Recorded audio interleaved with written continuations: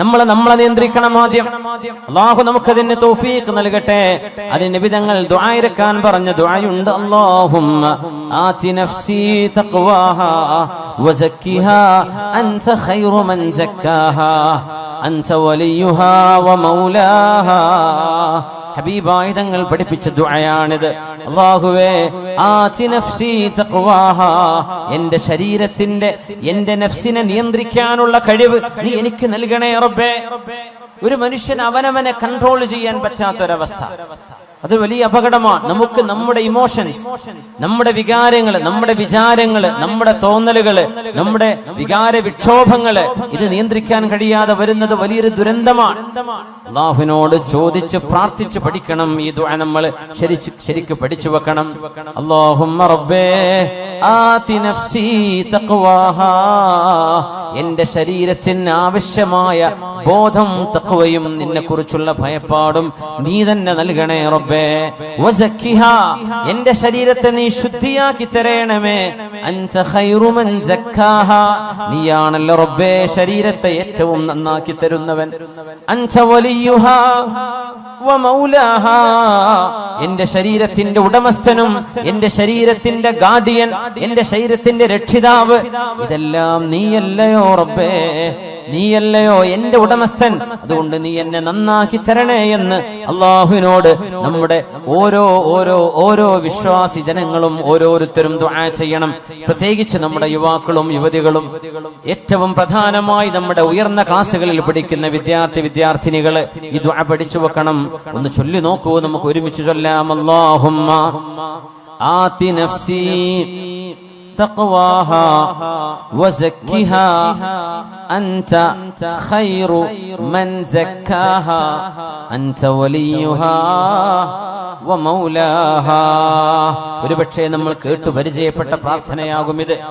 എപ്പോഴും ഇടക്കിടക്ക് തിന്മകളിലേക്ക് ചിന്ത വരുമ്പോൾ ദുആ ഇറക്കണം. റബ്ബേ എന്നെ നീ കാത്തുരക്ഷിക്കണമേ. ഒരു നേരത്തെ, ഒരു സെക്കൻഡ് നേരത്തെ നമ്മുടെ ചിന്തയിൽ വരുന്ന ഒരു ഭ്രമം മതിയാകും ജീവിതം തകരാൻ. ഒരു സെക്കൻഡ് നേരത്തെ നമ്മുടെ ശരീരത്തിന് തോന്നുന്ന ഷഹ്വത്ത്, വൈകാരികമായ ഒരു ചിന്ത, ചുറ്റുപാടുകളെ സംബന്ധിച്ച് ബോധമില്ലാതെ, ശറഅനെ കുറിച്ച് ബോധമില്ലാതെ, അല്ലാഹുവിനെ കുറിച്ചും ഹബീബിനെ കുറിച്ചും ബോധമില്ലാതെ നമ്മൾ എടുക്കുന്ന ഒരു എടുത്തുചാട്ടമോ ഒരു വിവരക്കേടോ ജീവിതം മുഴുവൻ തകരാൻ അത് മതിയാകും. അല്ലാഹുവിനോട് കാവൽ ചോദിക്കണേ. അല്ലാഹുമ്മ ആതി നഫ്സി തഖ്വാഹാ വസക്കിഹാ അൻത ഖൈറു മൻ സക്കാഹാ അൻത വലിയുഹാ വമൗലാഹാ. മഹാനായ റബീഉ ഇബ്നു ഖുസൈം റളിയല്ലാഹു തആല അൻഹു കരഞ്ഞ് ശരീരമാസകലം മെലിഞ്ഞുണങ്ങിയിട്ട് മഹാൻ പറയുന്നു, വല്ലാഹി ഇൻഷാ അല്ലാഹു ലാ യസ്അലുനി റബ്ബി അന്നി വഖഅതു ബിഫാഹിശത്തിൻ അബദാ. അല്ലാഹുവിനോട് ദുആ ഇറക്കുകയാണ്. അല്ലാഹുവിന്റെ മുമ്പിൽ ശപഥം ചെയ്തു പറയുന്നു റബീഉ റളിയല്ലാഹു അൻഹു, വല്ലാഹ്, അല്ലാഹുവിനെ തന്നെയാണ് സത്യം. ഈ വാക്ക് പോലെ നമുക്കൊരു ധൈര്യപ്പെട്ട് പറയാൻ കഴിയോ? ധൈര്യപ്പെട്ട് പറയാൻ കഴിയുമോ? വല്ലാഹി, അല്ലാഹുവിനെ തന്നെയാണ് സത്യം. ഇൻഷാ അല്ലാഹ്, ഇൻഷാ അല്ലാഹ് ലാ യസ്അലുനി റബ്ബി അന്നി വഖഅതു ബിഫാഹിശത്തിൻ അബദാ. എന്നോട് അല്ലാഹു ഒരിക്കലും എന്തുകൊണ്ട് റബീഅേ നിങ്ങൾ ഒരു വ്യഭിചാരം ചെയ്തു എന്ന് എന്റെ റബ്ബനോട് ചോദിക്കുന്ന അവസ്ഥ ഉണ്ടാവരുത്. കണ്ണുകൾക്ക് വ്യഭിചാരമുണ്ടെന്നും കാതുകൾക്ക് വ്യഭിചാരമുണ്ടെന്നും നാവിന് വ്യഭിചാരമുണ്ടെന്നും കൈകൾക്കും കാലിനും വ്യഭിചാരമുണ്ടെന്നും മഹാനായ റസൂലുള്ളാഹി സ്വല്ലല്ലാഹു അലൈഹി വസല്ലം മോശമായി ഇക്കിളിപ്പെടുത്തുന്ന കഥകൾ എഴുതി വിടുന്നത്, ടൈപ്പ് ചെയ്യുന്നത്, വാട്സപ്പിൽ വിടുന്നത്, ഫേസ്ബുക്കിലൂടെ അപ്ലോഡ് ചെയ്യുന്നത്, മോശപ്പെട്ട മനുഷ്യനെ വികാരപ്പെടുത്തുന്ന, മനുഷ്യനെ തിന്മയിലേക്ക് കൊണ്ടുപോകുന്ന ഇക്കിളി പൈങ്കിളി കഥകൾ എഴുതിവിടുന്ന ആളുകളുടെ വിരൽ തുമ്പുകൾ ചെയ്യുന്നത് ഒരു വ്യഭിചാരമാണ്. അത് വായിക്കുന്നവന്റെ കണ്ണ് ചെയ്യുന്നത് വ്യഭിചാരമാണ്. അത് കേൾക്കുന്നത് വ്യഭിചാരമാണ്. അത്തരം വിഷയങ്ങൾ അറിയാനും ആസ്വദിക്കാനും നടന്നു പോകുന്നത് കാലുകൊണ്ട് ചെയ്യുന്ന വ്യഭിചാരമാണ്. അത് മനുഷ്യന്റെ ജനനേന്ദ്രിയം ഒന്നുകിൽ ശരിവെക്കും, അല്ലെങ്കിൽ അതിനെ എതിർക്കും. ശരിവെച്ചാൽ അതിനർത്ഥം അവൻ ശരിയായ തിന്മയിൽ ചെന്ന് പതിക്കുന്നു. മഅദല്ലാഹ്. അതുകൊണ്ട് ഈ രണ്ട് കവിതകളുടെ ആശയം വളരെ വലുതാണ്. നമ്മൾ ഒറ്റക്കിരിക്കുമ്പോഴോ ആരാരും അറിയില്ലെന്ന് തോന്നുമ്പോഴോ നമ്മുടെ ഖൽബിന്റെ ഉള്ളിൽ പറയണേ, എന്നെ അല്ലാഹു കണ്ടുകൊണ്ടിരിക്കുകയാണ്. വഇദാ ഖലൗത ബിരീബത്തിൻ ഫീ ദുൽമത്തിൻ وإذا خلوت بريبة في ظلمة والنفس داعية إلى الطغيان فاستحي من نظر الإله وقل لها إن الذي خلق الظلام يراني. الله നമുക്ക് ആ ബോധം നൽകട്ടെ. നമുക്ക് നമ്മെ നിയന്ത്രിക്കാനുള്ള കഴിവ്. നാളെ ഖബറിൽ പോയി കിടക്കുമ്പോ വേണ്ടില്ലായിരുന്നുവെന്ന് പശ്ചാത്തപിക്കുന്ന, നമ്മളെ തെറി പറയുന്ന, നമ്മളെ ശപിച്ചു കളയുന്ന ജീവിതത്തിൽ വരുന്ന അബദ്ധങ്ങൾ ഉണ്ടാവരുതേ. നാളെ മഹ്ശറായിലേക്ക് നമ്മുടെ കിതാബ് നൽകപ്പെടുമ്പോ, യാ അബ്ദി, എന്റെ ദാസനെ, ഹൽ വലമക ഹഫളതി, നിന്റെ കർമ്മങ്ങൾ എഴുതി വെക്കാൻ ഞാൻ നിശ്ചയിച്ച എന്റെ മലക്കുകൾ, എന്റെ ഉദ്യോഗസ്ഥന്മാർ നിന്നോട് അതിക്രമം ചെയ്തിട്ടുണ്ടോ? നീ ചെയ്യാത്തത് നീ ചെയ്തുവെന്ന് നിന്റെ പേരിൽ എഴുതി വെച്ചതാണോ? എന്റെ മലക്കുകളോട് നിനക്ക് വല്ല അന്യായം തോന്നുന്നുണ്ടോ? നീ ചെയ്യാത്തത് അവർ ചെയ്തു എന്ന് പറയുകയും നീ ചെയ്ത നന്മകളെ അവർ എഴുതാതിരിക്കുകയും ചെയ്തിട്ടുണ്ടോ എന്ന് അല്ലാഹു ചോദിക്കുന്ന നേരത്ത്, യാ വൈലതാ യാ ലൈതനീ ലം അത്തഖിദ് ഫുലാനൻ ഖലീലാ എന്ന് നാശമേ, എന്റെ നാശമേ എന്ന് വിളിച്ചു പറയുന്നൊരു ഗതികേട് അല്ലാഹു നമ്മൾ ആർക്കും വരുത്താതെ റബ്ബ് തആല അല്ലാഹു നമ്മെ കാത്തുരക്ഷിക്കട്ടെ. ഇമാമുനാ ബുഖാരി റഹ്മത്തുള്ളാഹി അലൈഹി സ്വഹീഹ് എഴുതി വെച്ച മഹാനവറുകൾ പറഞ്ഞു, വല്ലാഹി മാ കദബ്തു കദിബതൻ, ഞാൻ എന്റെ ജീവിതത്തിൽ ഒരു നുണ പോലും പറഞ്ഞിട്ടില്ല. വലഗ്തബ്തു മുസ്ലിമാ, ഒരു മുസ്ലിമിനെ പോലും ഞാൻ ഗീബത്ത് പറഞ്ഞിട്ടില്ല. മുൻദു അലിംതു അന്നൽ ഗീബത തസ്രി ബി അഹ്ലിഹാ, ഗീബത്ത് ദോഷമാണെന്നും അത് തെറ്റാണെന്നും ഞാൻ മനസ്സിലാക്കിയ നാള് മുതൽ ഞാനൊരു നുണയും പറഞ്ഞിട്ടില്ല എന്ന് പറയണമെങ്കിൽ ഇതൊരു ധൈര്യമാണ്. നമുക്കത് പറയാൻ കഴിയോ? വലഗ്തബ്തു മുസ്ലിമൻ, ഒരു മുസ്ലിമായ മനുഷ്യനെയും ഞാൻ ഗീബത്തും പറഞ്ഞില്ല. ഇത് പറയാനുള്ള ഒരു കരുത്ത്, ഒരു തരത്തിലുള്ള ധൈര്യം മഹാനായ ഇമാമുന ബുഖാരി റഹ്മത്തുള്ളാഹി അലൈഹി. അതുകൊണ്ട് മുഅ്മിനേ, നമ്മൾ ഇന്ന് ചർച്ച ചെയ്യുന്ന വിഷയം, തിന്മകൾ കാണുമ്പോൾ ആ തിന്മകൾ തിന്മയാണെന്ന് വിളിച്ചു പറയാനും തിന്മകളെ തിരുത്താനും, തിന്മകൾ നടക്കാതെ ഈ രാജ്യത്തെ, നമ്മുടെ നാടിനെ, മനുഷ്യ സമൂഹത്തെ മൃഗങ്ങളുടെ സ്വഭാവങ്ങളിൽ നിന്ന് മനുഷ്യത്വത്തിലേക്ക് തിരിച്ചു കൊണ്ടുവരാൻ ചെറിയവർക്കും വലിയവർക്കും ആണുങ്ങൾക്കും പെണ്ണുങ്ങൾക്കും അവർക്ക് ഇടപെടേണ്ട അനിവാര്യതയുണ്ട്. പ്രത്യേകിച്ച് ഇന്ന് അവനവന്റെ ചിന്തകളും ആശയങ്ങളും ഒരാളെയും വേദനിപ്പിക്കാതെ എന്നാൽ തെറ്റുകൾക്ക് തിരുത്ത് ലോകത്തിന് പറഞ്ഞു കൊടുക്കാനുള്ള മീഡിയ സംവിധാനങ്ങൾ ഓരോരുത്തരുടെയും കയ്യിലുണ്ടായിരുന്നിട്ട് എന്തുകൊണ്ടൊരു തിരുത്ത് നമ്മൾ കൊടുത്തില്ല എന്ന് അള്ളാഹു ചോദിച്ചാൽ, ഞാൻ പറഞ്ഞാൽ അത് ആര് കേൾക്കാനാണ് എന്ന് ഒരു മറുപടി 21ാം നൂറ്റാണ്ടുകാർക്ക് പറയാൻ കഴിയില്ല.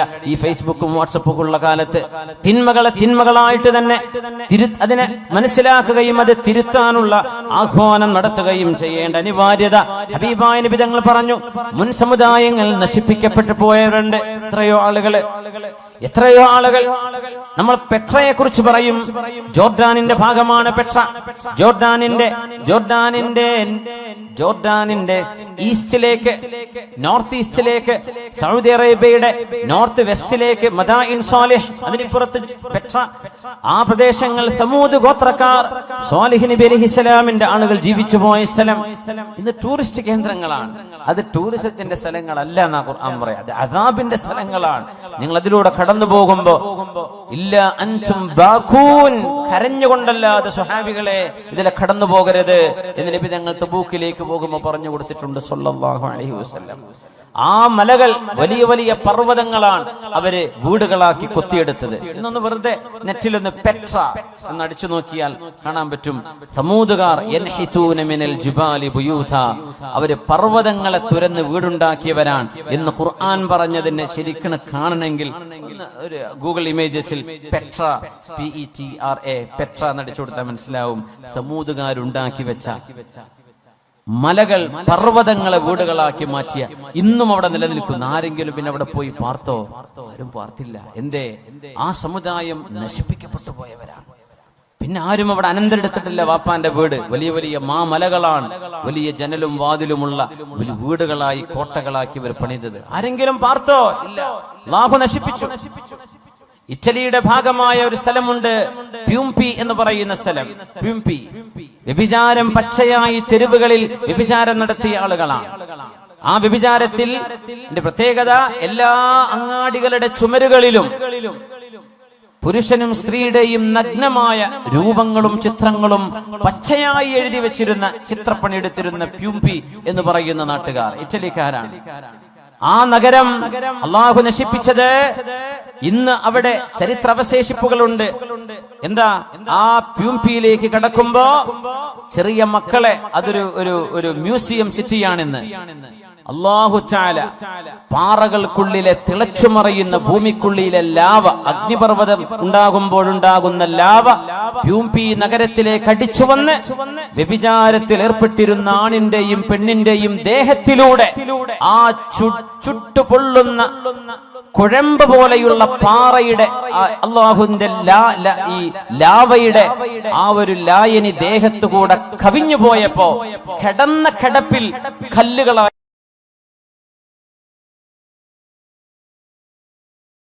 മാറിയ മനുഷ്യന്മാർ ഇന്നും ആ മ്യൂസിയം പോലെയുള്ള ഈ പ്യൂംപിയിലേക്ക് ചെറിയ കുട്ടികളെ കൊണ്ടുപോകില്ല. എന്തേ?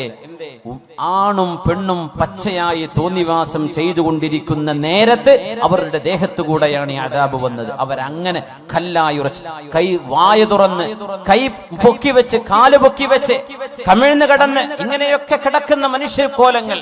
ഇന്നും മനുഷ്യന്റെ രൂപം അതുപോലെ ആ തടി അങ്ങ് കല്ലായി പോയി. പ്യൂംപി ഒന്ന് ഗൂഗിൾ ഇമേജ് നോക്കൂ. പ്യൂംപിയിലെ മനുഷ്യന്മാർ അത് കാണേണ്ട അദാബ് എങ്ങനെ വന്നു എന്ന് അല്ലാഹു പറയുന്നുണ്ട്. അല്ലാഹു സുബ്ഹാനഹു വ തആലയുടെ അദാബ് വന്ന അത്ഭുതങ്ങൾ ഒരുപാടില്ലേ ലോകത്ത്. എന്തേ? അല്ലാഹു തിന്മകളെ പൊറുപ്പിക്കൂല. ഹബീബായ നബിയുടെ ദുആയുണ്ട് ഉമ്മത്തിന് വേണ്ടി. ആ ദുആയുടെ ബലത്തിലാണ് അല്ലാഹു പെട്ടെന്നുള്ള അദാബ് ഇറക്കാത്തത്. വിശുദ്ധ നബി തങ്ങൾ പറഞ്ഞു, ഇന്നമാ ഹലകല്ലദീന മിൻ ഖബ്ലികും, നിങ്ങളുടെ മുൻഗാമികൾ നശിക്കാൻ കാരണം.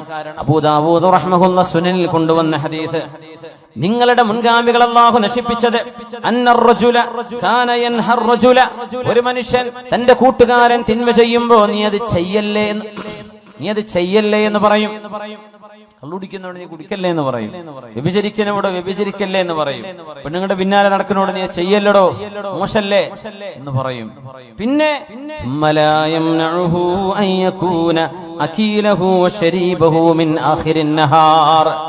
രാവിലെ തന്റെ കൂട്ടുകാരൻ തെറ്റ് ചെയ്യുമ്പോ അവനോട് പറയും, ചെയ്യലടോ, നീ എന്താണോ ഈ കാണിക്കുന്നത് എന്ന് പറഞ്ഞിട്ട് ആ തെറ്റ് ചെയ്യുന്ന അതേ ആളിന്റെ കൂടെ വൈകുന്നേരമാകും പറയും, നമുക്ക് ഭക്ഷണം കഴിക്കാൻ പോവല്ലേ, എവിടുക്ക പോവാ, നമുക്ക് ഇടക്കിടക്ക് പോവാ, നിലമ്പൂരിലേക്ക് പോവാ, കോഴിക്കോട്ടേക്ക് പോവാ. എന്നിട്ട് ആ തെറ്റ് ചെയ്തവൻ അവനോടായി വന്ന് രാവിലെ പറഞ്ഞത് നീ ചെയ്ത് തെറ്റാണത്, ചെയ്യല്ലേ എന്ന് പറഞ്ഞ അവന്റെ കൂടെ ആ തെറ്റിഷ്ടപ്പെടുന്നവനോട് കൂടെ തന്നെ പോയി ഭക്ഷണം കഴിക്കുകയും കൂടെ ഇരുന്ന് വെള്ളം കുടിക്കുകയും ചെയ്യും. തിന്മ ചെയ്യുന്ന ആളുകളോട് വെറുപ്പില്ലാതിരിക്കുക. ഒരു വിഷയം ഗൗരവത്തിൽ നമ്മൾ മനസ്സിലാക്കണം. നമ്മൾ തെറ്റ് ചെയ്യുന്നുണ്ടോ ഇല്ലേ എന്നതിനപ്പുറം തെറ്റിനോട് നമ്മുടെ മനസ്സിൽ ഇഷ്ടമുണ്ടോ ഇല്ലേ എന്നാ ചോദിക്കേണ്ടത്. വ്യഭിചാരം കിട്ടിയ തരക്കേടില്ല എന്നാ മനസ്സിൽ തോന്നുന്നത്. അടി കിട്ടുമല്ലോ എന്ന് പേടിച്ചിട്ടാ ചെയ്യാണ്ടിരിക്കുന്നത്. അത് ഈമാനല്ല. തിന്മകളോട് വെറുപ്പ് വേണമെന്നാണ്. ആ വെറുപ്പ് നമ്മുടെ കൽബിലുണ്ടോ? ഇന്നഹു കാന ഫാഹിഷതൻ വസാഅ സബീല, അല്ലാഹു മോശമാണ്, വളരെ മോശമാണ് എന്ന് അല്ലാഹു പറഞ്ഞത്. ഞാൻ എന്റെ ജീവിതത്തിലേക്ക് കൊണ്ടുവന്ന എന്റെ ഭാര്യയല്ലാതെ എന്റെ ശരീരത്തിന്റെ രഹസ്യങ്ങൾ അറിയാൻ മറ്റൊരാളില്ല എന്ന് നമ്മുടെ കൽബിൽ നമ്മൾ ഉറക്കുന്നുണ്ടോ? കള്ളു കുടിക്കാൻ ആഗ്രഹമുണ്ട്, പക്ഷേ കുടിക്കാറില്ല. അതല്ല ഈമാൻ. തിന്മയോട് വെറുപ്പ് നമുക്ക് തോന്നുന്നുണ്ടോ എന്നാ ചോദിക്കേണ്ടത്. നമുക്ക് തിന്മയോട് വെറുപ്പുണ്ടോ? ഈമാനിന്റെ പ്രത്യേകത അതാണ്. അല്ലാഹുമ്മ ഹബ്ബിബ് ഇലൈനൽ ഈമാൻ വസയ്യിൻഹു ഫീ ഖുലൂബിനാ വകർരിഹ് ഇലൈനൽ കുഫ്റ വൽ ഫുസൂഖ വൽ ഉസ്യാൻ വഉലൈക ഹുമുർ റാഷിദൂൻ. ഒരു പ്രാർത്ഥന, ഖുർആനിന്റെ ആയത്തിൽ നിന്നുണ്ടാക്കിയ പ്രാർത്ഥന. അല്ലാഹു തആല ഉലൈക ഒരു വിഭാഗത്തെ കുറിച്ച് ഹബ്ബബ ഇലൈഹിമുൽ ഈമാൻ, അല്ലാഹു അവർക്ക് ഈമാനിനെ മഹ്ബൂബാക്കി കൊടുത്തു. വിശ്വാസം, അല്ലാഹുവിലുള്ള വിശ്വാസം, പരലോകത്തേക്ക് റബ്ബിനെ കാണാൻ പോകണം, നാളെ വിചാരണയുണ്ട്, നാളെ ഖബറിന്റെ ഉള്ളിൽ ശിക്ഷയുണ്ട്, രക്ഷയുണ്ട്, നാളെ സിറാത്തുണ്ട്, മീസാനുണ്ട്, ഹിസാബുണ്ട്, സ്വർഗ്ഗമുണ്ട്, നരകമുണ്ട്, അല്ലാഹുവിനെ കാണുന്ന ഒരു ലിഖാ ഉണ്ട് എന്ന് വിശ്വസിക്കുന്ന ആ വിശ്വാസം ഖൽബിലേക്ക് ഇഷ്ടപ്പെടുകയും വസയ്യനഹു ഫീ ഖുലൂബിഹിം, അവരുടെ ഖൽബിൽ അല്ലാഹു വിശ്വാസം മനോഹരമാക്കി കൊടുക്കുകയും ചെയ്തു. അവരിൽ അല്ലാഹു നമ്മെ പെടുത്തി തരട്ടെ. വകറഹ ഇലൈഹിമുൽ കുഫ്ര വൽ ഫുസൂഖ വൽ ഇസ്യാൻ, പാപം ചെയ്യുന്നതും തോന്നിവാസം ചെയ്യുന്നതും അവിശ്വാസവും നിരീശ്വരവാദവും പറയുന്നതും പ്രവർത്തിക്കുന്നതും ചിന്തിക്കുന്നതും അവരുടെ ഖൽബിലേക്ക് അല്ലാഹു വെറുപ്പാക്കി കൊടുത്തു. റബ്ബിനോട് നമ്മൾ അത് ചോദിച്ചു വാങ്ങണം. അല്ലാഹുമ്മ ഹബ്ബിബ് ഇലൈനൽ ഈമാൻ വസയ്യിൻഹു ഫീ ഖുലൂബിനാ വകർരിഹ് ഇലൈനൽ കുഫ്ര വൽ ഫുസൂഖ വൽ ഇസ്യാൻ. തിന്മകളോട് വെറുപ്പുണ്ടാവലാണ് ഈമാനിന്റെ അടയാളം.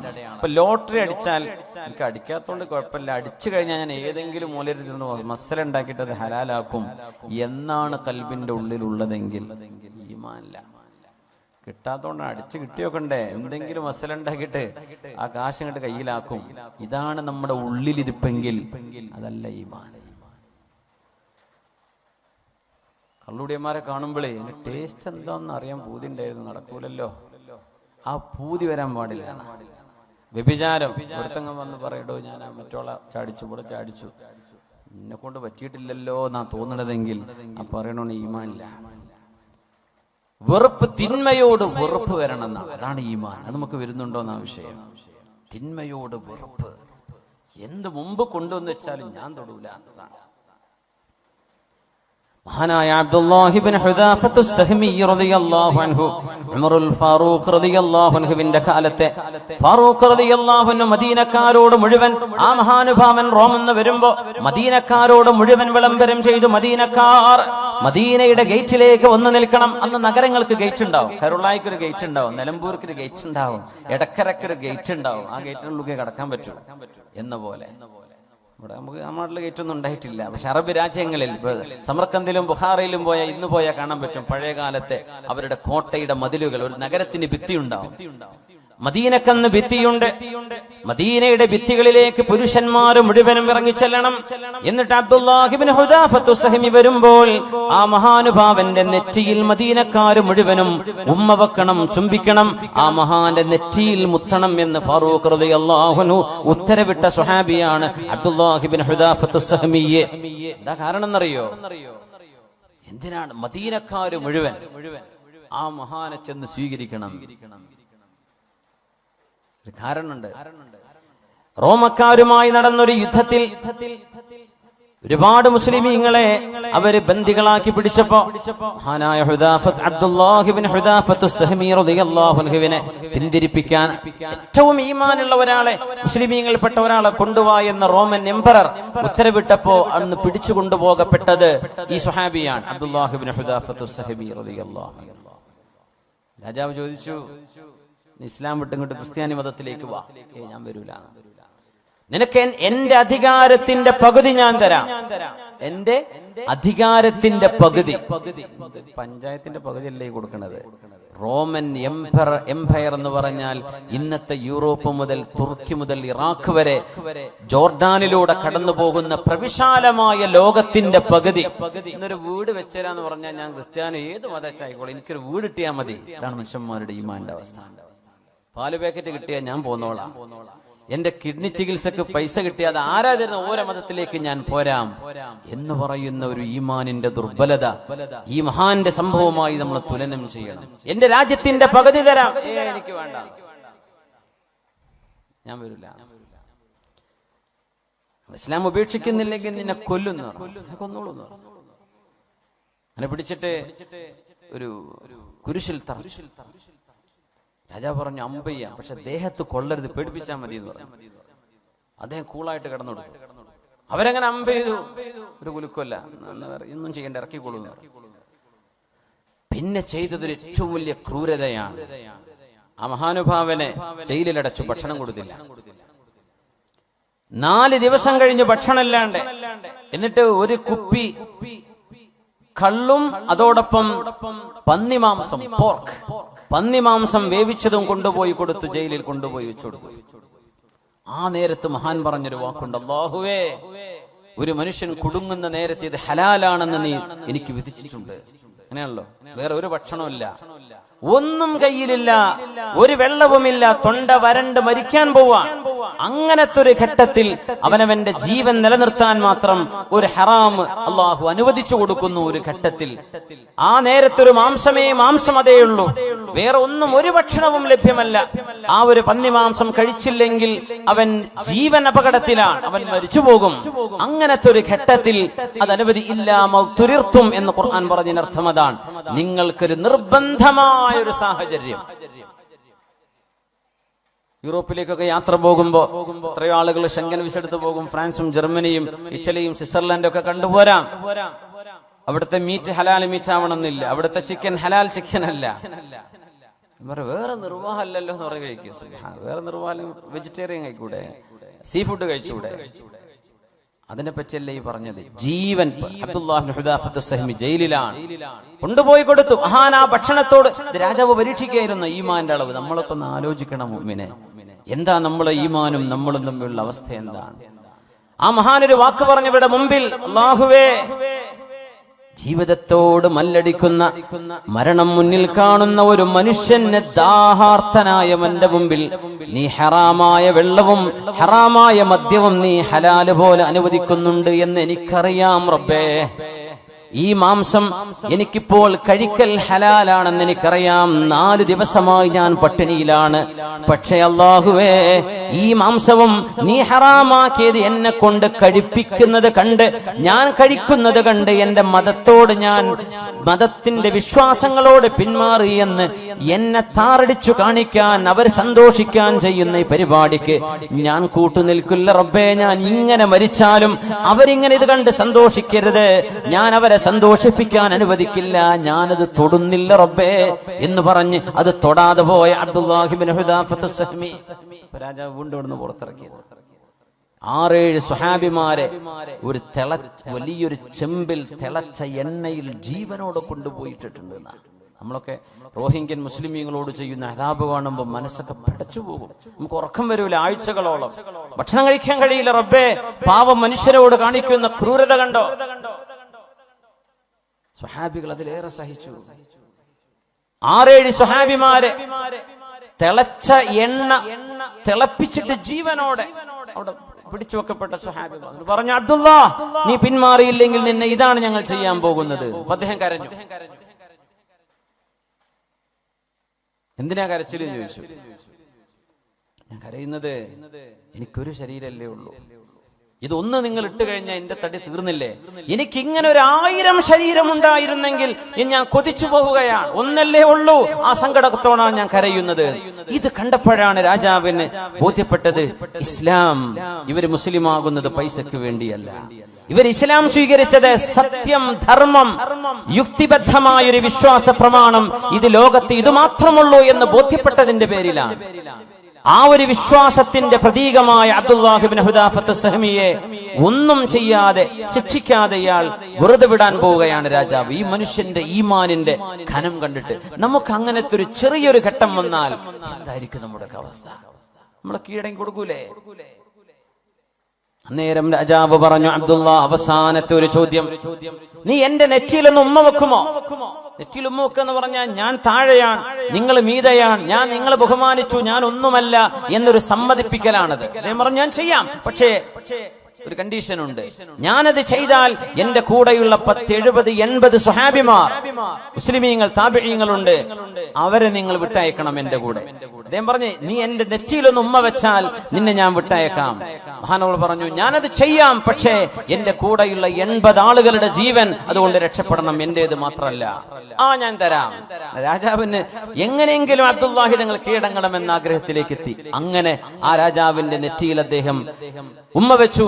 ഒന്നുമില്ല, പ്രതീകാത്മകമായി ആ ഒരു സാഹചര്യം 80 ആളുകളുടെ ജീവൻ രക്ഷിക്കാൻ ആ സംഭവം കഴിഞ്ഞ് വരുമ്പോഴാ ഫാറൂഖ് റളിയല്ലാഹു അൻഹു പറഞ്ഞത്, മദീനക്കാരായ മുഴുവൻ പുരുഷന്മാരും മദീനയുടെ ഗേറ്റിലേക്ക് നിൽക്കണം.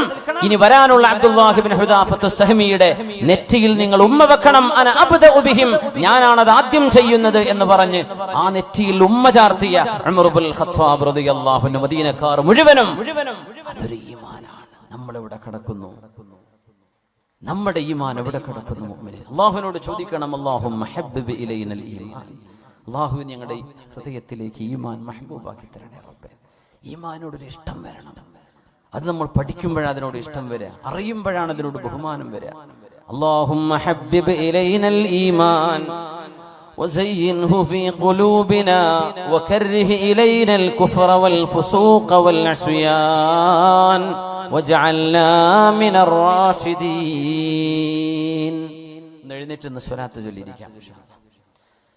صلوا على النبي محمد وآله اللهم صل على سيدنا محمد وعلى آل سيدنا محمد وبارك وسلم عليه. نقول وركشل يقول اللهم صل على سيدنا محمد وعلى آل سيدنا محمد وبارك وسلم عليه. نقول اللهم صل على سيدنا محمد وعلى آل سيدنا محمد وبارك وسلم عليه. ഇരിക്കുന്ന മുമ്പ് പേഴ്സൊക്കെ ഒന്ന് എടുത്ത് റെഡിയാക്കി വെക്കി. ആ തേങ്കുപ്പിയൊക്കെ ഒന്ന് കൊണ്ടുപോയി കൊടുക്കി. നമുക്ക് ഇൻഷാ അല്ലാഹ് പരിപാടിയുടെ ഇതിന്റെ ചെലവും പന്തലൊക്കെ കണ്ടറിയല്ലോ. നമ്മളെ വീട്ടിൽ ചെറിയ സൽക്കാരം ഉണ്ടാക്കാൻ എത്ര ചെലവ് വരും? 2 ഡർപ്പായ വാങ്ങിയാൽ തന്നെ. അപ്പൊ ഇത് വലിയ ചെലവ് വരുന്ന നമ്മുടെ വിദ്യാർത്ഥി സുഹൃത്തുക്കളുടെ SKSF-ന്റെ നമ്മുടെ പ്രവർത്തകന്മാരുടെ കഠിനാധ്വാനമാണ്. നമുക്ക് എന്ത് ചെയ്യാം? ആദ്യം തേങ്കുപ്പി കൊടുക്കി ഇൻഷാ അല്ലാഹ്. അത് ശിഫയുണ്ടെന്ന് അള്ളാഹുവിന്റെ ഖുർആൻ പറഞ്ഞ ഔഷധമാണ്. ചക്കരാക്കിയതൊന്നല്ലല്ലോ, ഒറിജിനൽ അല്ലേ? മാഷാ അല്ലാഹ്. അതുകൊണ്ട് തന്നെ ധൈര്യമായിട്ട് വാങ്ങിക്കുക. വയറുവേദന വന്ന സ്വഹാബിയോട് നബി തങ്ങൾ, ജ്യേഷ്ഠന് വയറുവേദന നബിയെ തേൻ കൊടുക്കുന്നു. തേൻ കുടിച്ചിട്ട് വയറുവേദന കൂടി. പൊന്നാര നബിയെ വയറുവേദന കൂടി, ഒന്നുകൂടി കൊടുക്കുന്നു. രണ്ടാമതും ഇപ്പോഴും പറഞ്ഞു, നബിയെ കുടിച്ചതിന് ശേഷം വീണ്ടും വയറുവേദന കൂടിയിരിക്കുകയാണ്. അല്ലാഹ് പറഞ്ഞത് സത്യമാണ്, നിന്റെ ജ്യേഷ്ഠന്റെ വയറാണ് നുണ പറഞ്ഞത്. കൊടുക്ക് തേന്, അത് തന്നെയാണ് അതിന്റെ ഔഷധം എന്ന് പറഞ്ഞു. മൂന്നാമതും കൊടുത്തു, അതിൽ സുഖമായി. വളരെ സ്വഹീഹായ ഹദീസാണ്. ഇൻഷാ അല്ലാഹ് അല്ലാഹു ശിഫ നൽകട്ടെ. ബിസ്മില്ലാ. എല്ലാവർക്കും കൂടെ വാങ്ങിക്കാൻ എല്ലാവർക്കും തികയോ? ഉള്ളവരെന്തേ നല്ലൊരു സംഖ്യ കൊടുക്കുക. ഒരു 500 കുറയാതൊക്കെ കൊടുത്താൽ നമുക്ക് ഏകദേശം നമ്മുടെ ചെലവിലേക്കൊക്കെ കിട്ടുമെന്നും പറയാൻ പറ്റൂലല്ലേ? ഉണ്ടാവോ? ബിസ്മില്ലാ. ഒന്ന് ഞാൻ എടുത്തു, ബാക്കി എന്ത് ചെയ്യാ? എല്ലാവരും വാങ്ങിക്കും. ബിസ്മില്ലാ. നമ്മൾ അരീക്കോട്ട് ഇങ്ങനെ തേൻ കൊടുത്തിട്ട് ഞാൻ വിളിച്ചു നോക്കിയപ്പോൾ അവർക്ക് തേൻ്റെ കാര്യം മുതലായിട്ടില്ല എന്നാണ്. ഓരോരുത്തർ 50 10 കൊടുത്തിട്ട് വാങ്ങിയ തേൻ കുപ്പി തരൂലാൻ പറയാൻ വയ്യല്ലോ സംഘാടകർക്ക്. അപ്പൊ അങ്ങനെ ആയിപ്പോകരുത്. ഒരു വാങ്ങിയ തന്നെ പിന്നെ കടായിപ്പോയി. അപ്പൊ അങ്ങനെ ആയി പോകരുതേ. എല്ലാവരും ഒന്ന് സഹകരിക്കണേ. നിങ്ങളൊന്നും പിന്നെ ഇങ്ങനെ കിട്ടിക്കോണമെന്നില്ല. ഇവിടെ എന്ത് ചെയ്യാ? അള്ളാന്റെ ഹദറത്തിലേക്ക് എത്തിയ സ്ഥലിക്ക് എന്ത് ചെയ്യാ? നന്നായിട്ട് സഹായിക്കുക. ആ പ്രയാസങ്ങളും ബുദ്ധിമുട്ടൊക്കെ അള്ളാഹു തആല സലാമത്താക്കി തരട്ടെ. ഒരു 500 മിനിമം എന്ന് ഞാൻ പറയാൻ പറ്റുന്നവര്, അല്ലാത്തവര് നിങ്ങളടുത്ത് അതിൽ താഴെ ഉള്ളൂ, വേറെ ഒന്നും നിങ്ങളടുത്തില്ല എന്ന് അള്ളാഹുക്കും നിങ്ങൾക്കും അറിയാം. എന്നാൽ പിന്നെ നിങ്ങൾ പറ്റുന്ന കൊടുക്കും ഇൻഷാ അല്ലാഹ്. അപ്പോ അള്ളാഹു ഖൈറാക്കി തരട്ടെ. സഹോദരിമാരെ ഭാഗത്തേക്ക് കൊണ്ടുവരണ്ട, അവർ ഭാഗത്തേക്ക് കൊണ്ടുവരും. എല്ലാവർക്കും തികയോ? അത് കഴിഞ്ഞിട്ട് മതി, ബാക്കി നമുക്ക് ബക്കറ്റ് കൊടുക്കാം. ആർക്കെങ്കിലും സ്വതക്ക ചെയ്യാൻ താല്പര്യം ഉണ്ടെങ്കിൽ ഇൻഷാ അല്ലാഹ് അള്ളാഹു തൗഫീഖ് ചെയ്യട്ടെ. അതുകൊണ്ട് മുഅ്മിനേ, ബിസ്മില്ലാഹിർ റഹ്മാനിർ റഹീം. لعن الذين كفروا من بني إسرائيل على لسان داود وعيسى بن مريم ذلك بما عصوا وكانوا يعتدون كانوا لا يتناهون عن منكر فعلوه لبئس ما كانوا يفعلون. Sound perfect. സൂറത്തുൽ മാഇദ. ഒരു വിഭാഗം ആളുകളെ രണ്ട് പ്രവാചകന്മാർ ശപിക്കാൻ കാരണം കാനൂ ലാ യതനാഹൗന അൻ മുൻകരിൻ ഫഅലൂഹു, അവർ ചെയ്തുകൊണ്ടിരിക്കുന്ന തിന്മകളെ അവരാരും എതിർക്കാത്തവരായിരുന്നു, കണ്ടില്ലെന്ന് നടിക്കുകയായിരുന്നു. നമ്മുടെ ചുറ്റുവട്ടത്ത് കൂട്ടുകാരെ പറ്റി അറിയും. ചിലർ പറയില്ലേ, ഓനെ കുറച്ച് അഫയർ പ്രശ്നമുണ്ട്, ഓൻ പെണ്ണിന്റെ ആളാണ്, ഓൻ കള്ളിന്റെ ആളാണ്, ഓൻ മയക്കുമരുന്ന്, ഒന്ന് മയങ്ങുന്നുണ്ട്, ഓൻ പെയിന്റ് അടിക്കുന്നുണ്ട്, ഓൻ അതുണ്ട്. പല പെയിന്റ് പണിനെ കുറിച്ചല്ല പറഞ്ഞത്, മയക്കുമരുന്നിന്റെ പല കോഡ് ഭാഷകളുണ്ട്. സുബ്ഹാനല്ലാഹ്. ഇതറിയുന്ന കൂട്ടുകാരെ അത് ഓൻ ചെയ്തോട്ടെ, ഞാൻ ചെയ്യണില്ലല്ലോ. അങ്ങനെയല്ല, നീ അത് ചെയ്യല്ലടാ. നീ ഇങ്ങനെ മരിച്ചാൽ അള്ളാന്റെ അടുത്ത് മയക്കുമരുന്ന് അഡിക്ഷനിൽ നീ നിന്റെ മലക്കുൽ മൗത്ത് നിന്റെ റൂഹിനെ പിടിച്ചാൽ നീ പോകുന്ന നരകത്തിലേക്കല്ല. യുഹ്ശറുന്നാസു അലാ മാ മാതു അലൈഹി, നിങ്ങൾ എങ്ങനെയാണോ മരിക്കേണ്ടത് അങ്ങനെയാണ് നാളെ പരലോകത്ത് പുനർജന്മം നൽകുക. അല്ലാഹു കാത്തുരക്ഷിക്കട്ടെ. അപ്പൊ നീ ഇങ്ങനെ മരിച്ചാൽ നിനക്ക് അദാബല്ലടോ, നാളെ നിന്റെ പരലോകം എന്നേക്കുമായുള്ള നിന്റെ ഒരു ജീവിതം ഒരു നേരത്തെ ഒരു ആസ്വാദനം കൊണ്ട് നീ നശിപ്പിക്കണോ? കൂട്ടുകാര് പറയണം. കൂട്ടുകാര് സുഹൃത്തിനോട്, പെണ്ണ് പെണ്ണിനോട്, ആണിനോട്, കൂട്ടുകാരോട്, കൂട്ടുകാരികളോട് തിന്മയിൽ നിന്ന് മോചിപ്പിക്കണം. ബോയ് ഫ്രണ്ടും ഗേൾ ഫ്രണ്ടും ഉള്ള ആൾക്കാരൊക്കെ ഉണ്ടാവും. അവർക്കറിയാം, കൂട്ടുകാർക്കറിയാം, അവർ വലിയ രസത്തിലാ പറയാം, അത് അവന്റെ ഫ്രണ്ട് നമുക്കറിയാം. നീ എന്തെങ്കിലും ഇടപെട്ടോ, അവരോട് പറഞ്ഞോ ഇത് തിന്മയാ, ചെയ്യരുത്, അരുതാത്തതാണ്, അല്ലാഹു ഇഷ്ടപ്പെടില്ല.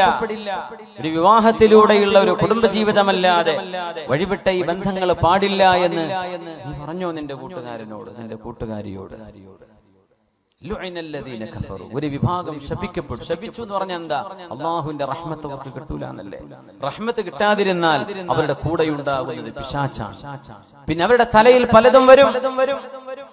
മക്കളെ അറുത്തു കൊല്ലുന്നതും, കാമുകന് വേണ്ടി ഭർത്താവിനെ തലക്കടിച്ചു കൊല്ലുന്നതും, വീടും കുടുംബവും നാടും എല്ലാം ഉപേക്ഷിച്ച് ഒരു നേരത്തെ തലക്ക് പിടിക്കുന്ന ഒരു ഭ്രാന്ത് കൊണ്ട് പ്രേമം തലക്ക് കയറി 2 കുഞ്ഞിന്റെ ഉമ്മയും 3 കുഞ്ഞിന്റെ ഉമ്മയും 2 കുഞ്ഞിന്റെ വാപ്പയും 3 കുഞ്ഞിന്റെ വാപ്പയും ഇറങ്ങി ഓടുന്നതും പിശാച് തലയിൽ കയറിയത് കൊണ്ടല്ലേ. ഒരു നേരം ബോധം ഉണ്ടെങ്കിൽ ഇത് ചെയ്യോ? അവസാനം കുറച്ചു നേരം കഴിഞ്ഞ് പെട്രോൾ കഴിഞ്ഞ് വണ്ടി നിൽക്കുമ്പോഴാണ് ഓർമ്മ വരും, എന്തിനിപ്പോ ഞാനിതൊക്കെ ചെയ്തത്, ഇത്രയേ ഉണ്ടായിരുന്നുള്ളൂ, ഇതിനാണിപ്പോ ഞാൻ ഈ ലോകം മുഴുവൻ ഇളക്കി മറിച്ചത്, കോടതി വരാന്തകളും ഒച്ചപ്പാടും ബഹളങ്ങളും ഒക്കെ ഉണ്ടാക്കിയത് ഇതിനായിരുന്നോ എന്ന് തിരിച്ചറിയുമ്പോഴേക്കും കാര്യം കൈവിട്ടു പോയിട്ടുണ്ടാകും. കാനൂ ലാ യതനാഹൗന അൻ മുൻകരിൻ ഫഅലൂഹു, അവര് ചെയ്യുന്ന തിന്മകൾ കാണുമ്പോൾ അവരാരും അത് എതിർക്കാറില്ലായിരുന്നു. നിബിതങ്ങൾ പറഞ്ഞല്ലോ സല്ലല്ലാഹു അലൈഹി വസല്ലം, രാവിലെ തിന്മകൾ ചെയ്യുന്ന ആളുകളെ കാണുകയും അവരെ എതിർക്കുകയും ചെയ്യുന്നവർ അവരോടൊരു വെറുപ്പ് തോന്നാതെ വൈകുന്നേരം അവരുടെ കൂടെ ഇരുന്ന് ഭക്ഷണം കഴിക്കുന്നവരായിരുന്നു. അതുകൊണ്ടാണല്ലോ അനഹുമുല്ലാഹു വഹവലഹും ഖിറദതൻ വഖനാസീർ, അല്ലാഹു അവരെ കുരങ്ങുകളായും പന്നികളായും രൂപം മറിച്ചത്. അതിന് കാരണം തിന്മകളോടൊരു വെറുപ്പ് തോന്നാത്തത്. ആദ്യം തിന്മകളോട് വെറുപ്പ് തോന്നണം. ബാങ്ക് പലിശയാണ്, ബാങ്ക് ജോലി പലിശയുമായി ബന്ധപ്പെട്ട ജോലിയാണ്, അള്ളാഹുവിനോട് യുദ്ധം ചെയ്യുന്ന പരിപാടിയാണ്. അത് ഏത് രാഷ്ട്രീയ സംഘടനക്കാർ നേതൃത്വം കൊടുത്താലും ബാങ്ക് പരിപാടി നമുക്ക് പാടില്ലാത്തതാണ്. അത് ഹറാമു തന്നെ. അതിനൊന്നും നമ്മള് സംഘടനകളോ രാഷ്ട്രീയ പാർട്ടികളോ ഉണ്ടാക്കി അതിന്റെ പിന്നാലെ കൂടി വലിയ സംഭവമാക്കേണ്ട ഒരു കാര്യമില്ല. അത് ഹലാലും ഹറാമും ആഖിറവും പരലോകവും ഇല്ലാത്ത ഒരു വിഭാഗം ആളുകൾ ലോകത്ത് എന്നുണ്ടാവും. അവര് നടത്തിക്കോട്ടെ. നമ്മൾ പറഞ്ഞു ഒരു ജോലിയും കിട്ടിയില്ല, ബാങ്ക് ജോലി കിട്ടിയ നാട്ടില് ബാങ്ക് മാനേജറായി ജോലി കിട്ടിയ ഞാൻ കയറുമായിരുന്നു. റെക്കമെൻഡേഷൻ നടക്കുക. നമ്മുടെ പാർട്ടി നേതാവ് ഉണ്ടല്ലോ, ജില്ലാ നേതാവിന്റെ കാല് പിടിച്ചേക്കാം. എന്തിന് നമ്മൾ നടക്കുന്നു? ഒരു ഹറാമ് നമ്മൾ ചോദിച്ചു വാങ്ങാനോ വെറുതെ കിട്ടിയെടുക്കാൻ പാടില്ലാത്ത സംഗതിയാണ്. നമ്മളെന്താ പറയാ, എന്താ ശമ്പളം 70,000, 80,000, 1 ലക്ഷം, 1.5 ലക്ഷം, പിന്നെ എടുത്തൂടെ? നമുക്കൊക്കെ എന്ത് ഈമാൻ. അല്ലാഹു യുദ്ധം പ്രഖ്യാപിച്ച വിഷയമാണ് പലിശയുടെ ഇടപാടുകളോട് അള്ളാഹു യുദ്ധം പ്രഖ്യാപിച്ചു. അള്ളാഹുവിനോട് യുദ്ധം ചെയ്യുന്നതിന് തുല്യമാണ്. ആ ഒരു സിസ്റ്റം ലോകത്തുണ്ടാവാൻ പാടില്ലെന്നാണ് ഇസ്ലാമിന്റെ കാഴ്ചപ്പാട്. ഒരു മനുഷ്യന്റെ സഹായം ആവശ്യമായ രംഗത്ത് അവന് സഹായം കൊടുക്കുന്ന കാശ് കൊണ്ട് അവനെ ചൂഷണം ചെയ്യരുത്. പലിശരഹിത വായ്പാ പദ്ധതികൾ നമ്മൾ തയ്യാറാക്കുക. പലിശയുമായി ബന്ധപ്പെട്ട ഒരു ജോലിയും ഒരു മുസ്ലിമിന് എടുക്കാൻ പറ്റൂല. അതിന് ഞാൻ എതിർത്ത് എന്ത് ക്ലിപ്പറക്കിയിട്ടും കാര്യമില്ല. മുസ്ലിമിന് അത് പറ്റൂല. ഞാൻ മുസ്ലിമിനങ്ങളാ പറയുന്നത്. മുസ്ലിം അല്ലാത്ത പലരും ഇതൊരു പക്ഷേ യൂട്യൂബിലൊക്കെ കേട്ടേക്കാം. നിങ്ങൾ മിണ്ടാണ്ടിരുന്നാൽ മതി. ഇത് മുസ്ലിമീങ്ങളോട് ഈമാനുള്ളവരോടാ ഞാൻ പറയുന്നത്. നമുക്കത് പാടില്ല. വെറുതെ കിട്ടിയാലും പാടില്ല. കിട്ടിയ തരക്കേടില്ല എന്നാണ് മനസ്സിലുള്ളത്. അപ്പൊ തിന്മയോട് വെറുപ്പില്ല എന്നതിന്റെ അർത്ഥം. അത് കുറ്റകരമാണ്. നാളെ പരലോകത്തേക്ക് വരുന്ന ഒരു വിഭാഗം ആളുകളുടെ കർമ്മങ്ങളെ ഖിയാമത്ത് നാളിൽ വരുന്ന ഒരു വിഭാഗം ആളുകൾ ബിഅഅമാലിൻ കജിബാലി തിഹാമത ബൈളാ യജ്അലുഹ അല്ലാഹു ഹബാഅൻ മൻസൂറാ. മഹാനായ സൗബാൻ റളിയല്ലാഹു അൻഹു ഉദ്ധരിക്കുന്ന ഹദീസ്, സ്വഹീഹായ ഹദീസ്. ഒരു വിഭാഗം ആളുകളുടെ കർമ്മങ്ങൾ മലകളോളം വരുന്ന അമലുകളുമായി വരുന്നവര്. മലകളോളം നമുക്കൊക്കെ നമ്മളെ അമല് ഈ സ്റ്റേജിന്റെ തറയോളം ഉണ്ടാവും. അല്ലാഹു അഅലം. മലകളോളം അമലുമായി വരുന്നവര് അല്ലാഹു പൊടിപൊടിയാക്കി കളയുമെന്നാണ്.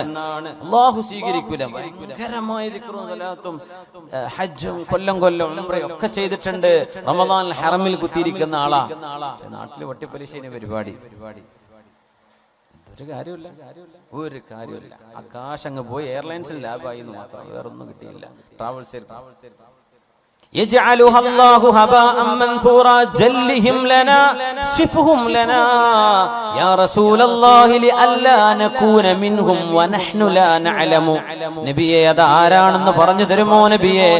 ആരാണ് അല്ലാഹു അങ്ങനെ കർമ്മങ്ങൾ സ്വീകരിക്കാതെ പോകുന്നവർ? ആരുടെ അമലാണ് അല്ലാഹു സ്വീകരിക്കാത്തത്? ഞങ്ങൾ പറഞ്ഞു കൊടുത്തു. ആരാണെന്ന് അറിയുമോ?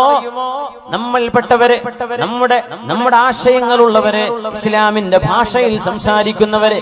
أولئك قوم إذا خلوا بمحارم الله انتهكوها. അല്ലാഹുവിന്റെ ഒരു ഹറാമിന്റെ അവസരം കിട്ടിയാൽ ഞാനത് ചെയ്യും എന്ന് മനസ്സിൽ കൊണ്ടു നടന്ന ആളുകളാണ് അവര്. അവര് ചെയ്തവരാണെന്നല്ല ഖുർആൻ പറഞ്ഞത്. ചെയ്തവരാണെന്നല്ല. ദീനിന് നേതൃത്വം കൊടുക്കുന്നവരെ, ഉസ്താദുമാര് വരും, മുഅല്ലിം, ചെറിയ ക്ലാസ്സിലെ 1-ാം ക്ലാസ് മദ്രസ പഠിപ്പിക്കുന്ന ആള് മുതല്, അങ്ങ് സ്വദർ മുതല്, വാദ് പറയുന്ന ആള് മുതല്, മുദർരിസ് മുതല്, ഖാദി മുതല്, ഖാദിൽ ഖുദാത്ത് മുതല്, എല്ലാവിധ മുഫ്തിമാരുടെ മുഫ്തിമാര് മുതല്, എല്ലാ ലോകത്തിന്റെ പണ്ഡിതന്മാര്, വിദ്യാർത്ഥിനികള് മുഴുവൻ, ഇൽമിനുമായി ബന്ധപ്പെട്ട മുഴുവൻ ആളുകൾ ഒക്കെ ഭയങ്കരമാണ്. പക്ഷേ ഇദാ ഖലൗ ബിമഹാരിമില്ലാ, ആരാരും അറിയില്ല എന്ന് കണ്ടാൽ, ഒരു തെറ്റിന് അവസരം കിട്ടിയാൽ അവരത് ചെയ്യുന്ന മനസ്സുള്ളവരായിരുന്നു. അത്തരം ആളുകളുടെ അമല് എത്ര വലിയ അമലാണെങ്കിലും അല്ലാഹു സ്വീകരിക്കില്ലെന്ന് പരിശുദ്ധ റസൂൽ സ്വല്ലല്ലാഹു അലൈഹി വസല്ലം. എന്താ അതിന്റെ വിഷയം എന്നറിയോ? ഈമാൻ കടന്നിട്ടില്ല. എന്തേ? തെറ്റ് ചെയ്യാൻ അവസരം ഇല്ലാത്തതുകൊണ്ടൊന്നും കുരുത്തക്കേടില്ലാണ്ട് പോയതാണ്. നേരെ മറിച്ച് വ്യഭിചാരത്തിന്റെ അവസരമുള്ള ഒരു സാഹചര്യത്തിൽ ജീവിച്ച ഒരാൾ വേണമെങ്കിൽ കിട്ടും, വേണമെങ്കിൽ വിളിച്ചാൽ ഇറങ്ങി വരും. അല്ലെങ്കിൽ തിന്മയുടെ സാഹചര്യം റെഡിയാണ്. അല്ലെങ്കിൽ മദ്യപാനം, അല്ലെങ്കിൽ മയക്കുമരുന്ന് പറ്റിയ ടീമുണ്ട് നമ്മുടെ നാടുകളിലുള്ള. എനിക്കറിയില്ല ഇവിടുത്തെ നമ്മുടെ നെടുങ്കയത്തിന്റെ അവസ്ഥ എന്താണെന്ന് അറിയില്ല, ഞാൻ ഇവിടെ വന്ന് നോക്കിയിട്ടൊന്നുമില്ല. പക്ഷേ ഒരുവിധം ടൂറിസ്റ്റ് കേന്ദ്രങ്ങൾ, വെള്ളച്ചാട്ടവും തടാകങ്ങളൊക്കെ ഉള്ളൊരു കാടുകള് ഒക്കെ കള്ളും കുപ്പിയായിരിക്കും ഉണ്ടാവുക. സുബ്ഹാനല്ലാഹ്. മനുഷ്യന്മാര് കയറി കള്ളുടിക്കാൻ വരിക. പുഴയിലൊക്കെ വെള്ളം കുറഞ്ഞാൽ ആ നല്ല രസമുള്ള തണുത്ത കാറ്റടിച്ച് വീശുന്നിടത്ത് പോയിരിക്കാൻ നല്ല രസമാണ്. ഇവിടെയൊക്കെ നല്ല പുഴ ഉണ്ടല്ലേ, കേരളയിലെ പുഴക്കല്ലേ. ചൂടുകാലങ്ങളിൽ അവിടെ പോകുന്നവര് കള്ളും കുപ്പിയിട്ടാ പിന്നെ വരുന്നത്. രാവിലെ ചെന്ന് നോക്കുമ്പോ ഇവിടെ നല്ല മദ്യം പൊളി മാത്രല്ല, അതിന്റെ കൂടെ കള്ളും കുടിച്ചിട്ടുണ്ട് എന്ന് പിന്നെ ചെല്ലുന്നവർക്ക് ബോധ്യപ്പെടുന്നു. അപ്പേ എന്താണിത്? ഒരവസരം കിട്ടാത്തത് കൊണ്ട് ഇവനൊന്നും ചെയ്തില്ല. പക്ഷേ അവസരം കിട്ടിയവരൊക്കെ അടിച്ചു പൊളിച്ചു. എനിക്കും അവസരമുണ്ടായിരുന്നെങ്കിൽ ഞാനത് ചെയ്യുമായിരുന്നു എന്നാണ് മനസ്സെങ്കിൽ ഇത്തരം ആളുകളുടെ അമലും അല്ലാഹു സ്വീകരിക്കില്ലെന്ന് മഹാനായ അഷ്റഫുൽ ഖൽഖ് റസൂലുള്ളാഹി സ്വല്ലല്ലാഹു അലൈഹി വസല്ലം. അതുകൊണ്ടാണ് തിന്മകളെ കാണുമ്പോൾ അത് ചെയ്യരുതേ എന്ന് പറയൽ ബാധ്യതയുണ്ട് നമുക്ക്. നമ്മുടെ നഫ്സിനോട് ആദ്യം പറയണം, പിന്നെ കൂടെയുള്ള ജനങ്ങളോട്. നമ്മൾ തെറ്റ് ചെയ്യാത്തവരായതുകൊണ്ടല്ല പറയുന്നത്, നമ്മളൊക്കെ തെറ്റ് ചെയ്യുന്നവരാണ്. കുല്ലു ബിനി ആദമ ഖത്വാ വഖൈറുൽ ഖത്വാഈന തവ്വാബൂൻ. ആദം നബി അലൈഹിസ്സലാമിന്റെ മക്കളായ ആണും പെണ്ണും തെറ്റ് ചെയ്യും. തെറ്റ് ചെയ്യലല്ല വിഷയം. തെറ്റ് ചെയ്താൽ അവർ തൗബ ചെയ്യേണ്ടവരാണ്. തൗബ ചെയ്യാതെ ഇരിക്കുന്നവന്റെ കാര്യമാണ് വലിയ വിഷമുള്ളത്, പരിഭ്രമമുള്ളത്. ഖൈറുൽ ഖത്വാഈന തവ്വാബൂൻ. തെറ്റുകാരിൽ ഏറ്റവും നല്ലവര്, തെറ്റ് ചെയ്യുന്നവരിൽ ഏറ്റവും നല്ലവര് ആരാ? തെറ്റ് ചെയ്യുന്നവര് നല്ലവരുണ്ടോ? അതാരാ? അത്തവ്വാബൂൻ. അല്ലാഹുവിലേക്ക് തൗബ ചെയ്ത് മടങ്ങും. റബ്ബേ പറ്റിപ്പോയി പടച്ചോനെ, ആ നേരത്തൊരു ബോധം ഉണ്ടായില്ല, മാപ്പാക്കി തരണേ റബ്ബേ. പടച്ചോനെ പുറത്തുതാ, അന്ന് വലിയ അറിവൊന്നും ഉണ്ടായിരുന്നില്ല റബ്ബേ, ഇതൊന്നും കേട്ടില്ലായിരുന്നു, എന്നോടാരും പറഞ്ഞു തന്നിട്ടില്ലായിരുന്നു റബ്ബേ. അങ്ങനെ ഒരു സംഘം കൂടി കോളേജിൽ നിന്ന് തുടങ്ങിയ ഏർപ്പാടുകളാണ്. അങ്ങനെ തിന്മ ചെയ്ത് ചെയ്ത് ചെയ്ത് മടുത്തു. തിന്മയിൽ ഒരു സമാധാനവുമില്ലാതെ ഒരു തിന്മ കഴിഞ്ഞാൽ മറ്റൊന്ന്. ഒരു വ്യഭിചാരം ചെയ്തവന് രണ്ടാമത് ചെയ്യാൻ തോന്നും, വേറൊരുത്തിനെ കിട്ടാൻ തോന്നും. അവളെ കഴിഞ്ഞാൽ വേറൊരുത്തിനെ വേണ്ടി വരും, അവള് കഴിഞ്ഞാൽ വേറൊരുത്തിയെ. ദുന്യാവുന്നവന്റെ ആശ തീരൂല. സുബ്ഹാനല്ലാഹ്. ഇതാണ് തിന്മകളുടെ അവസ്ഥ. ഒരിക്കലും മനസ്സമാധാനം തരില്ല. നേരെമറിച്ച് നീ നിക്കാഹ് ചെയ്ത് നിന്റെ ഭാര്യയാണ്, നീ നിക്കാഹിലൂടെ സ്വീകരിച്ച നിന്റെ ഭർത്താവാണ് സഹോദരി, അവരുടെ കൂടെയുള്ള ജീവിതത്തിൽ നിനക്ക് സംതൃപ്തി ഉണ്ടാകും. മറ്റേത് സംതൃപ്തിയില്ല. മനുഷ്യന്റെ ആഗ്രഹങ്ങൾ അടങ്ങാത്തത്, ഒരിക്കലും അടങ്ങാത്ത ഒരു വികാരജീവിയായി മനുഷ്യൻ അടിമപ്പെടുകയാണ്. എന്തിന്? തിന്മകൾ വാരിക്കൂട്ടാൻ വേണ്ടി മാത്രമോ?